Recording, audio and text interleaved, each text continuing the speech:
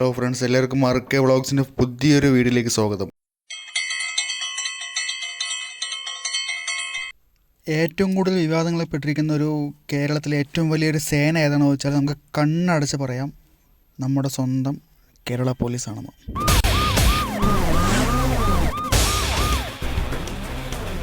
ഇപ്പോൾ റീസെൻ്റായിട്ടും ഇന്നലെ രാത്രി നമ്മുടെ പോലീസ് മാമന്മാർ, നമ്മുടെ പോലീസ് മാമന്മാർ നല്ലൊരു വിവാദത്തെ കൊണ്ട് തലവെച്ചിട്ടുണ്ട്.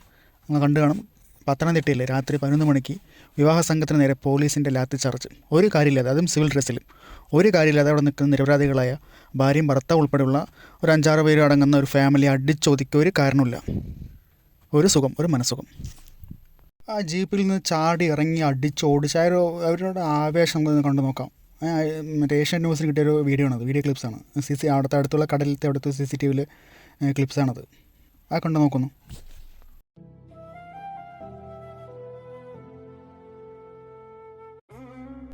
ആദ്യമായ SIനെ പിടിച്ച് ട്രാൻസ്ഫർ അടിച്ചു. പിന്നെ അതിലും പ്രതിഷേധം, ട്രാൻസ്ഫറിൽ പോരാന്ന് പറഞ്ഞ് പ്രതിഷേധം ശക്തമായിക്കൊണ്ടിരിക്കുന്നു. ഇപ്പോൾ വേറെ ചിലപ്പോൾ ജനങ്ങളുടെ കണ്ണിൽ പൊടിയിടാൻ വേണ്ടി തൽക്കാലത്തേക്ക് ഒരു സസ്പെൻഷൻ.